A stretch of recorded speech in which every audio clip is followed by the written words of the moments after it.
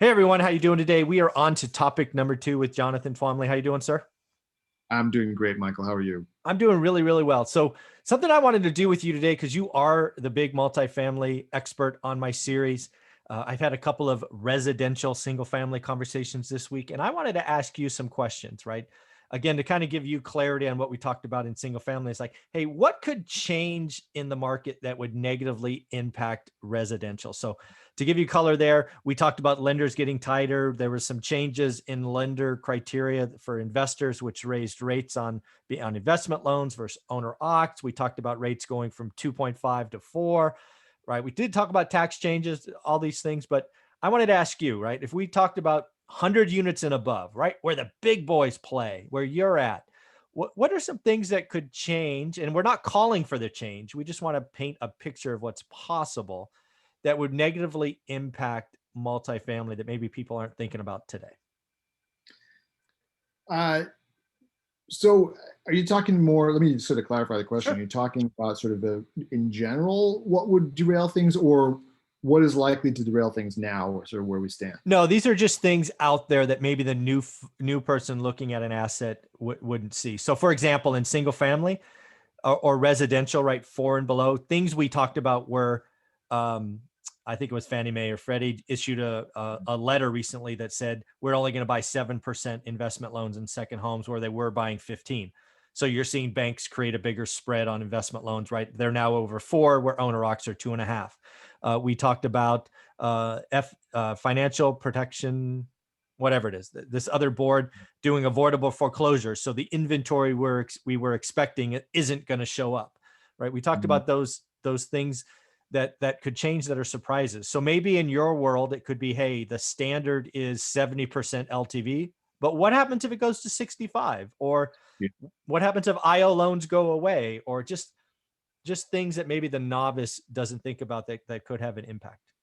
All right. Now, thanks for that clarification. So I will then address one thing which I wasn't going to address before, but the biggest and sort of most immediate thing that is a threat to multifamily is a spike in vacancy, right? Now, that looks like we're probably not going to have that, but because we sort of made it through COVID without it. But really, in sort of your run-of-the-mill recession, where you don't have the government putting out like massive stimulus checks and stuff like that, and imposing forbearance and imposing moratoriums, you're going to have a rise in vacancy. And if and it always, the people that get hurt by that are the people who bought at the top, and they paid top dollar for their properties, and they bought them priced to perfection, and then they have a rise in vacancy, which they didn't account for in their underwriting. They may be in a situation where they can't pay their debt. So that is sort of number one. Now, one thing that's going to be interesting to see as we now emerge from all of these restrictions that were imposed under COVID is what is going to happen on the C-level properties where people either couldn't pay their rent, or they gamed the system and didn't pay their rent, and now they're going to be subject to foreclosure. To eviction. Right. A lot of those landlords, basically we've had things where everything's just in a state of stasis, right? Yeah. The banks can't foreclose on the landlords because they've gotten forbearance, right? The landlords can't evict the tenants because they're subject to a moratorium. You've got, in some of these properties I've looked at, and I haven't bought anything because I can't get my head around what they're worth. You've got 25%, bad debt piled up. Wow. A quarter of your landlord isn't paying, So you're seeing that. You're seeing deals with 25% bad debt. Yes. Wow. I've seen. So now a lot of landlords I talk to are chomping at the bit to evict. Oh, yeah. Right? It's because they believe that, well, it's going to be really easy. They're going to evict all these people, and then they're just going to fill it up, and they're going to be fine. Problem is, all of their competitors are in the same situation. Exactly. They're all going to be evicting 25% of their tenants all at once. All those tenants are now going to find it impossible to rent anywhere because they just had an eviction. And I don't see those properties getting filled up so quickly, right? So um, that's going to be, and we just don't know how this is going to play out yet, right? So, and then, when the eviction moratoriums come off, the forbearance is going to also come off at the same time. Those landlords are now also going to have to catch up on the debt service that they didn't make, right? So it's going to be a double whammy for some of these people. They're going to have to come up with the money that they didn't pay the banks from potentially 3/4 of their rent roll because they've Yeah. evicted 25%.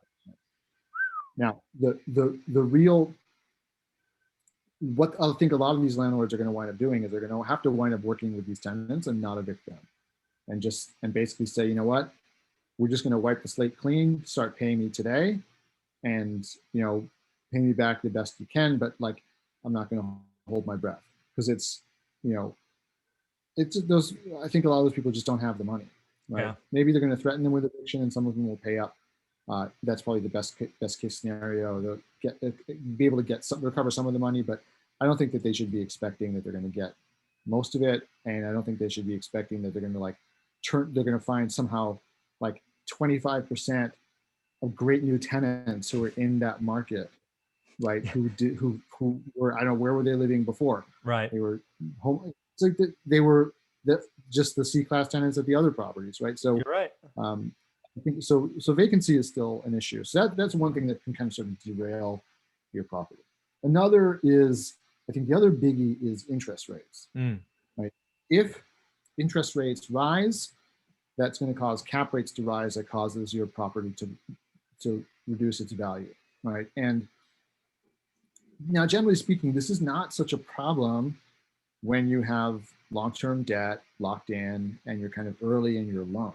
Mm-hmm. It becomes a problem when you're forced to refinance just at the same time that interest rates are spiking, right? Mm-hmm. And if they go up a couple basis points, go up a point, maybe you've had enough principal pay down, you're fine, you refinance at the same rate, you'll be okay. But if they've gone up a lot, what'll happen is that you're just going to get a lot less proceeds on your refinance, and people should remember, purchase money mortgage, you can get 75%. Under some programs, you can get 80% even. Refinance, you can only get 70%. Oof. So you have to have enough, principal pay down to have made up that difference, right? Hopefully you've had enough, principal pay down, plus you've had rent growth that pushes your NOI up. And so maybe, what you're hoping is that even if you have some interest rate rise, which is going to cause cap rate to rise also, that the whole mix will wind up that you're okay. But you could imagine a scenario in which somebody got 3, 4, 5 years of interest only debt. There's no principal pay down. They haven't gotten the rent growth that they anticipated. And now they've got to refinance at higher interest rates. Now you're in a situation where you've got to come up potentially with additional capital, Right. in order to refinance your debt. So, and if that happens, you got to go to your investors. I mean, if you own the property yourself, you got to come up with the money. Mm-hmm. If you have investors, you got to go to your investors and get it from them. Not a great situation. Yeah. Probably in the grand scheme of things, it's not going to affect a ton of owners, right? But it'll affect some people if that happens. Yeah. And the higher interest rates rise, the more people it'll affect, the worse it'll be. Yeah. One of the things that I'm still surprised to see, and you're in this a lot more than me. I probably see 1/100th of what you see, but I've still seen a couple of deals come by my email box where it looks like they're still using what I'll call bridge debt, right? IO for 1, 2, or 3 years. Even today, that just, Yeah. I mean, I haven't even looked at the deal yet, but I've looked at the loan structure and I'm like, God, that just seems like a bad idea. Yeah. I mean, there are people who were buying with bridge, right? Because they couldn't get things financed. They were planning on doing a rehab anyway. So they wanted to be able to refinance quickly. So they bought with bridge or with hard money. And if things don't pan out the way that they hoped, they're in trouble, right? So they may be trying to sell to somebody who's got deeper pockets who can, take on this debt or, refinance it or what have you. But yeah, that's it. And what you saw happening over the last few years was uh, the growth of interest only Mm-hmm. in basically stabilized deals. Like it used to be the case that you would get a year of interest only, or maybe two, if you were planning on doing a rehab and you wanted to, you knew you were going to have less revenue because you were going to be renovating apartments.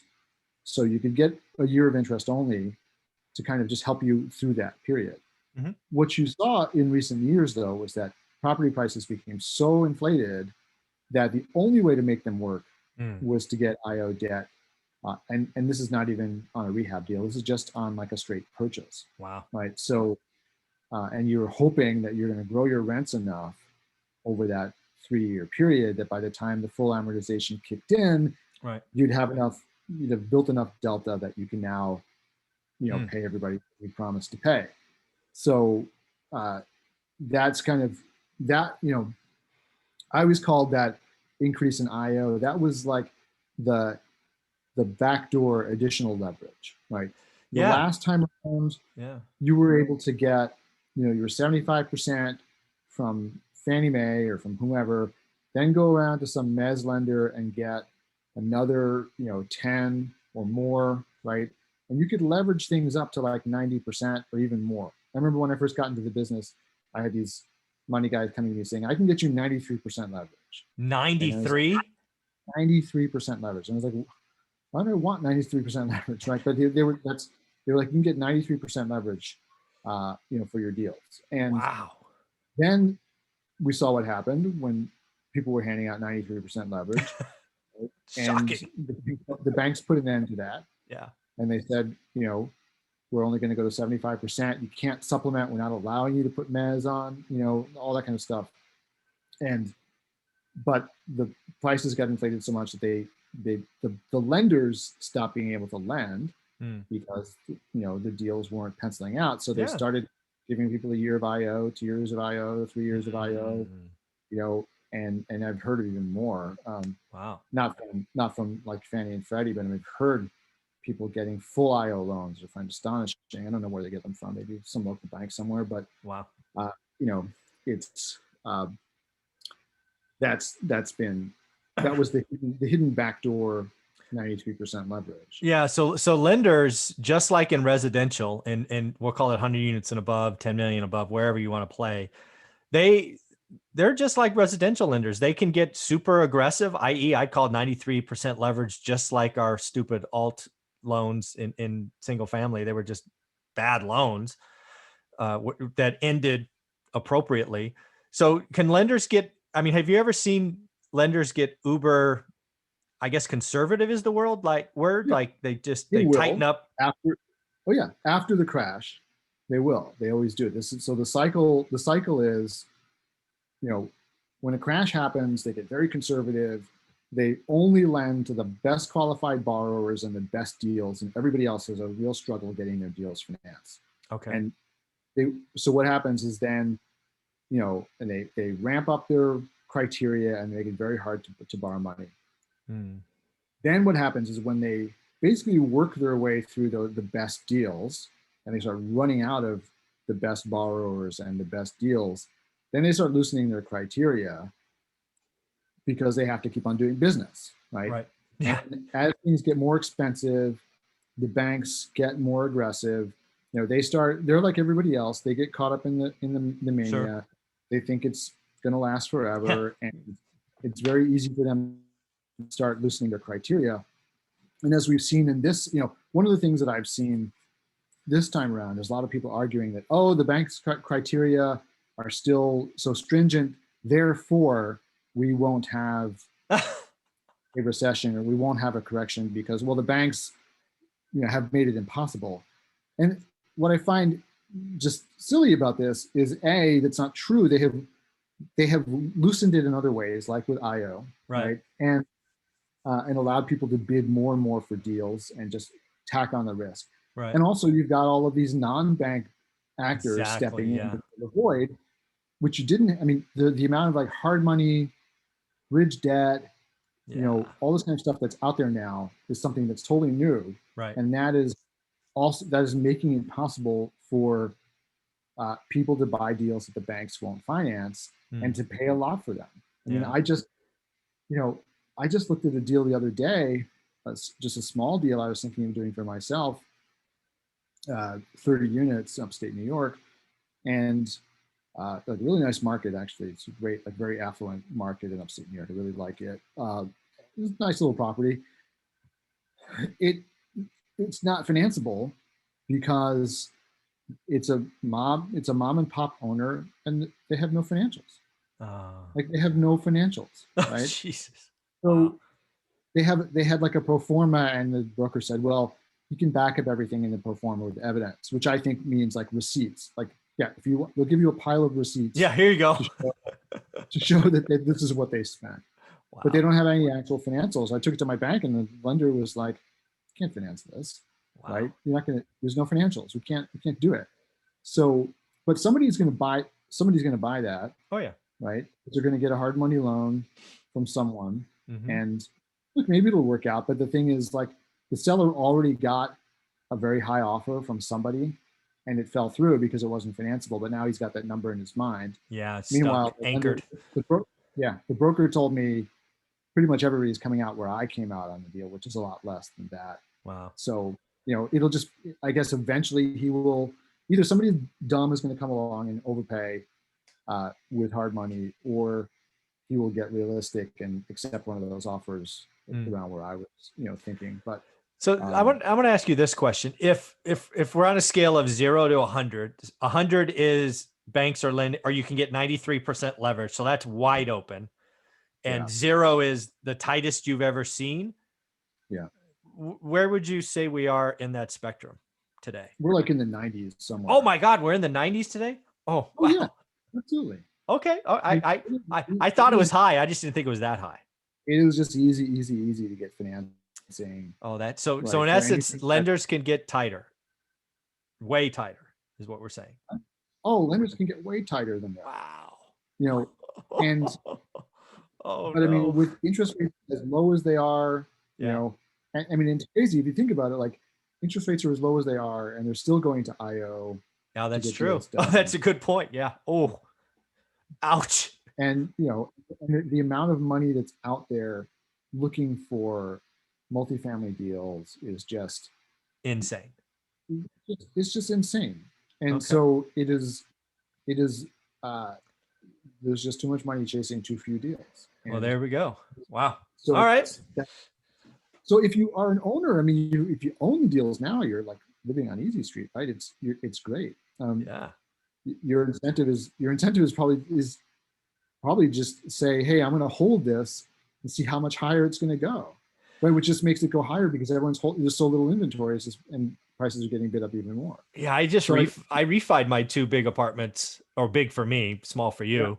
And my debt's now under 4% for the next 7 years. I'm yeah. like, I'm all right. I'm good. Listen, I think, I mean, I haven't really thought about this before, but I just as we talk, I'm wondering if we're going to wind up in a situation in multifamily that's kind of like where the single family market has been for some time, which is that inventory is really constrained because people, like, either holding out for better prices because they're seeing prices rise, or they're thinking, well, if I sell this, what am I going to buy? Yeah. Where do I go? Yeah. Where do I go? Right. Exactly. And that's gonna, there's not enough liquidity in the market, right? Because there's not enough new supply, and I think it's going to cause the market to like really suffer. I think you're uh, right. I for one, the 2 apartments I just talked about, we picked up in I think 2011 and 12. So in the crash, yeah, for amazing prices.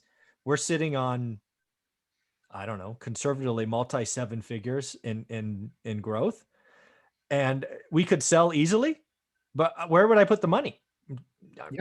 yeah, I'm like, nope, we'll just keep it. They cash flow like crazy. I'm good. I don't know what to do.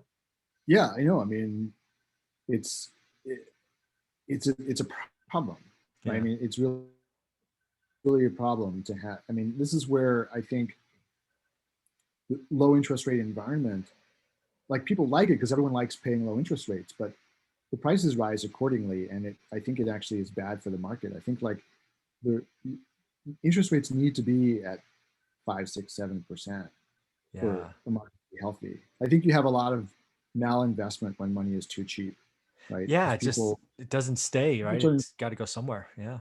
yeah, and people invest in really marginal stuff because Yeah. money is cheap, Oh, and exactly. Yeah. the risk is lower, Exactly. right? So Yeah. I don't think it's good for the economy, even though like individually people think, Yeah. It oh, feels this is good in the great. moment. Yeah. Yeah, yeah, but like it doesn't. If you can be like, great, I can sell my house, but now I can't find another one to Oh, live in, exactly. Yeah. That's right? exactly what's going So on. Yeah. yeah, it just makes it It it locks makes up it the system. yeah, the Yeah. system is kind of frozen up, and Hmm. I think Interesting. we may be entering a similar situation with multifamily where and Yeah. I I, hadn't thought of I know, that. Yeah. and so then you bring it to like 1031.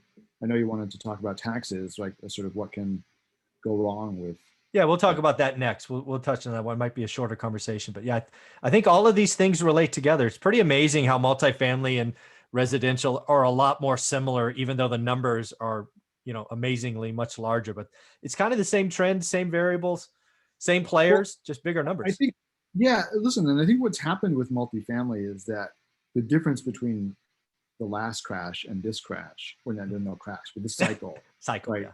Right. I mean, there will be a crash at some point, but who knows? I've given up trying to figure out what's going to happen. I'm giving up. Um, no, but the thing is, 10 years ago, Yeah. when I started this business, there were no real estate podcasts.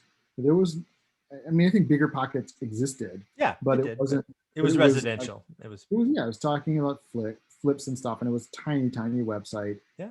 You know, you didn't have, people out there like pushing syndications to, regular investors. It just wasn't this huge, like, retail investors didn't participate in this market very much, Mhm. right? There were a few, but these were known, I've said this before, these were known as country club deals, right? Yes, correct. There was a guy in your country club who was doing these deals, and if you didn't know him, you know, you couldn't get into the deal. And the big thing was like, oh, you introduce your buddies to that guy, and then they'd be Right. really happy to get to participate. Now it's like, you can't swing a stick without hitting a syndicator, Yeah, right? I You don't have to agree. know them personally. The law has changed, so you actually don't have to know them personally anymore either, because now you Wow. can do a 506C offering to any accredited investor anywhere in the country without ever knowing them, Oh, wow. right? So the market has loosened, the spigot for retail investors has opened up. There's crowdfunding too, which plays a role in this as well. And that just means that there's more money, more interest in this asset class than there ever has been before. And it has gone from a smaller, more liquid market Mhm. to a Yeah, bigger but more, like more tight market yeah. because of the demand. And again, then this issue of, like I said, where are you going to go now? I don't think people 10 years ago really had such a great concern. Let's say if they want, we'll talk about 1031 in the next section, but if they Mhm. wanted to do a 1031 exchange, I don't think there was so much like stress about finding a replacement property, Oh, no, I've done them, and they were, I mean, you right? always knew the dates were out there, but it was a lot less of an issue. Yeah, Um, the market was just much more liquid, right? yeah, you're So right. find replacement properties to do. You're right. Now it's because of the intense competition for these assets, it makes 1031 very difficult. Yeah, interesting. So we'll talk about that next. But Yeah. in terms of what can derail things, a recession leading to more vacancy, even a local recession, Mhm. that's going to hurt you. Interest rates Yeah. will definitely, you know, take the shine off things for sure. Yeah. And those are really the two big ones, right? I Okay. mean, in the recession, the vacancy could come from, you invest in a small market and the major employer closes, right? So it Exactly. doesn't even have to be a major Yeah. recession or anything, just be local factors that lead to a spike in vacancy. But sort of the national factors will be, um, you know, rising interest rates, tighter lending standards, things like Yeah. that that will Yeah. The cause. thing that the big aha moment for me in this conversation was that 0 to 100 scale. And you said 93.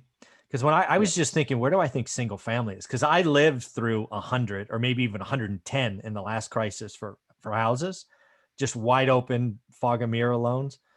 yeah. Um, I think in single family today, I want to say it's in the 40s. I mean, Really? again, I don't, it's, I mean, you've got to have, I mean, there are 3.5% down loans. There are, 0 down, at VA, but like investor loans, they've got to be 25% down. Some are now 30. We're seeing a spike in interest rates. You got to have reserves. I don't know, maybe it's in the 60s, but it's nowhere close to the 90s. So that was an aha moment for me. So that was fun. So I look forward to topic number 3. Thanks, buddy. Yep.